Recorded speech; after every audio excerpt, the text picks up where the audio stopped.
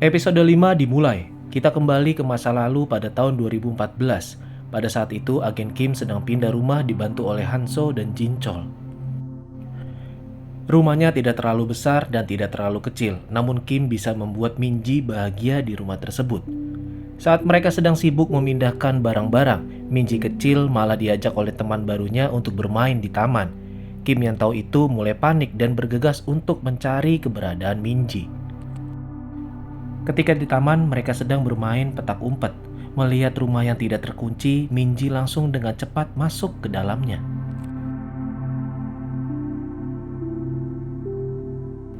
Singkat waktu, sore pun tiba. Minji masih berada di sana dan terkunci. Namun dia melihat jalan keluar sampai dia memanggil seorang wanita.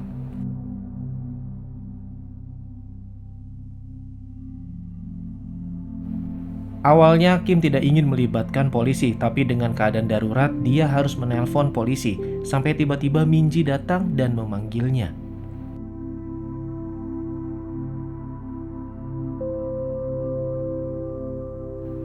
Akhirnya kita kembali di masa sekarang saat Geomipal menyadari kalau Minji masih hidup. Dia pun langsung berlari dan Minji berhasil mengunci pintu gudang pendingin tersebut. Sementara itu Kim berhasil melumpuhkan Sangmin dan Gangmin sampai Kim mendapatkan informasi kalau Minji berada di gudang pendingin dan Kim tahu kalau itu ulah dari putri ketua Ju. Namun di sisi lain Geomipal menyuruh anak buahnya untuk segera datang ke kantor pelabuhan untuk memeriksa Sangmin dan Gangmin. Kemudian kelompok ketua Ju dalam perjalanan dan Jinchol masih sibuk karena ditahan oleh kelompok Kanggukchol. Jinchol mencoba mengalihkan keadaan dengan cara berbicara tentang sebuah senjata.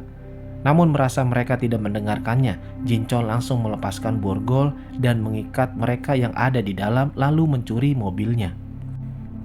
Kembali dengan agen Kim yang tidak ingin melepaskan Gangmin. Dia menabrak mobilnya tapi lagi-lagi Gangmin bisa meloloskan diri. Sekarang Geomipal tahu kalau Sangmin sudah tewas lalu menyuruh anak buahnya untuk mencari Gangmin dan berkumpul di gudang pendingin. Singkat waktu, agen Kim berhasil menabrak mobil Gangmin dan membawanya menuju ke gudang pendingin. Kemudian Hanso yang selamat langsung menolong Kanggukchol di sebuah kali, tapi dirinya dikejutkan dengan keberadaan Jinchol yang mengejeknya kalau pergerakan dirinya sudah melemah. Di sana Hanso merencanakan sesuatu dengan Jinchol kalau sebelum dia pergi ke pelabuhan mereka akan mencari senjata melalui Kanggukchol. Kembali dengan Kim, dia yang sedang membawa Gangmin tiba-tiba keberadaannya diketahui oleh anak buah Geomipal sampai Kim harus menghajar mereka satu persatu. Kembali dengan Geomipal yang sedang merayu Minji agar keluar dari sana dan akan segera ia bebaskan, tapi Minji yang tahu kalau orang tersebut berbahaya, dia memutuskan untuk bertahan di dalam sana.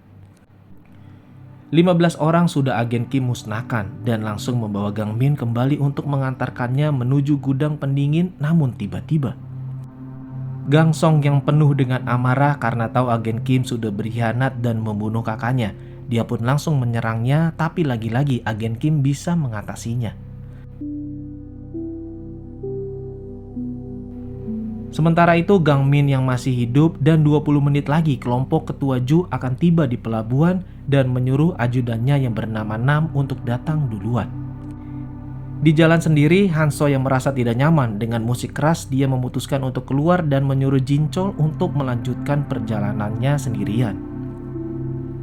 Pertarungan masih berlanjut sampai Kim menyadari kalau yang dia lawan adalah adik dari Pak Yongguang si nomor 66 dan mengatakan kalau Kim tidak membunuh kakaknya. Scene beralih di masa lalu saat Kim berhasil mengalahkan Pak Yongguang untuk pertama kalinya. Hari demi hari kedekatan mereka semakin akrab sampai hari H pun tiba. Mereka akan melakukan tugas pertama kalinya dan mendapatkan imbalan yaitu uang, rumah, dan akan dikembalikan ke keluarganya masing-masing. Di sini Pak Yongguang merasa sangat senang kalau dia memiliki teman seperti Kim. Dia tidak boleh melupakannya karena dia adalah teman satu-satunya yang ada di hidupnya. Saat ledakan itu meledak, Kim tersadar dan melihat kalau Pak Yongguang masih selamat. Namun salah satu kakinya sudah terputus. Dia disuruh untuk meninggalkannya karena intel dari Korea Selatan sudah mengepung mereka. Kim yang tidak ingin meninggalkannya, dia berniat untuk membunuh dirinya. Namun Pak Yong-gwang menahannya dan menyuruhnya untuk berjanji kalau dia harus tetap hidup, lalu Intel Korea Selatan pun langsung menahannya. Kembali di masa sekarang, Min-ji yang sudah dalam keadaan setengah beku mengingat kejadian di mana ayahnya dipermalukan oleh ayah Hyeri.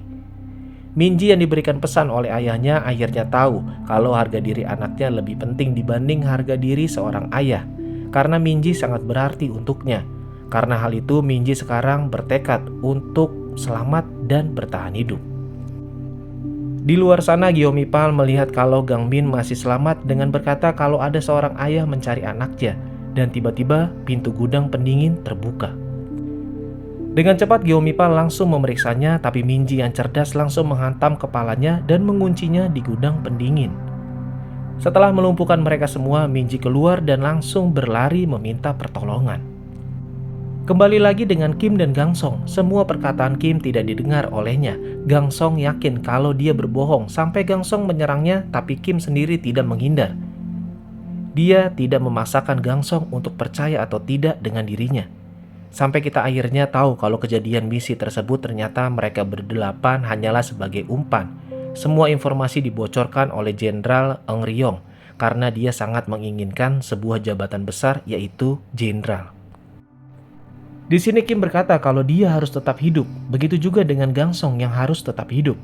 Singkat waktu Kim sudah tiba di gudang pendingin, sementara itu Ajudan Nam sudah tiba tepat di dekat Min-ji berada.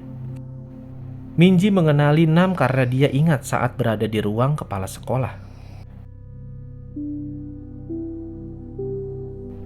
Dengan cepat Kim langsung masuk ke dalam gudang pendingin dan melihat kalau ada mayat seorang siswi, tapi itu bukanlah Min-ji. Kim sangat pasrah dan sudah tidak memiliki kekuatan. Namun tiba-tiba dia melihat ada sebuah tulisan, "Maafkan aku ayah, aku takut." Karena itu Kim menyadari kalau Min-ji masih hidup. Di luar sana Kim terus memanggil nama Min-ji. Namun karena hujan sangat deras, Min-ji merasa kalau ada yang terus memanggil dirinya, tapi dia sendiri malah berada di dalam sebuah gudang penyimpanan. Mereka semakin dekat, tapi Min-ji keluar dari gudang penyimpanan tersebut. Lalu akhirnya Kim melihat keberadaan Min-ji dari kejauhan dan terus memanggilnya. Scene beralih di mana Kang Gukchol sudah tersadar dan pasukannya memberitahukan kalau mereka semua sekarang harus menuju ke sebuah pelabuhan. Lalu Sang A memberikan dompet miliknya. Dan tidak lama kemudian sebuah notif pesan menuliskan kalau uang dari Kang Gukchol sedang dikuras oleh Jinchol untuk membeli apa saja yang ia butuhkan. Ternyata Hanso sendiri malah membeli sebuah motor listrik dari seorang nenek-nenek untuk menuju ke sebuah pelabuhan Myeongpo. Lalu Gangmin bersusah payah masuk ke dalam gudang pendingin untuk menyadarkan bosnya kalau saat ini mereka dalam bahaya besar. Namun Ajudan Nam sudah tiba di sana dan langsung mencabut semua gigi milik Gyeomipal. Di luar sana Min-ji berhasil lolos dan meminta bantuan dari semua orang yang melintas di jalan raya tersebut. Kembali dengan Nam yang mengingatkan kalau ia diperintahkan untuk membunuh Gyeomipal dan memastikan kalau Min-ji dibunuh olehnya. Mendengar itu Gyeomipal mengatakan kalau gadis tersebut belum mati, dia kabur. Dan karena itu Ajudan Nam bergegas untuk mencarinya, lalu menyuruh salah satu rekannya untuk menghabisi Gyeomipal dan tiba-tiba di luar sana Min-ji terus mencari pertolongan sampai Kim sudah berada di tempat di mana terakhir Min-ji berada. Dia melihat sekitar dan memastikan kalau di tempat itu ada CCTV. Lalu Kim pun menelpon kelompok Kang Gukchol. Dia menyuruh Sang A untuk memeriksa CCTV karena hanya dengan itu mereka akan tahu di mana keberadaan Min-ji sekarang. Ketika Sang A melaporkan itu semua kepada Kang Gukchol, dia langsung menyadari kalau kelemahan agen Kim adalah putrinya. Dan dia juga langsung memerintahkan anak buahnya untuk segera mencari putrinya agar agen Kim bisa menyerahkan diri. Dan setelah mereka periksa CCTV ternyata ada seseorang yang ingin menolongnya. Namun mobil tersebut adalah mobil dari Ketua Ju dan memerintahkan anak buahnya untuk segera menuju ke villa. Episode pun berakhir di saat Min-ji tidak sadarkan diri dan sekarang Min-ji benar-benar dalam masalah besar dan episode 5 pun selesai.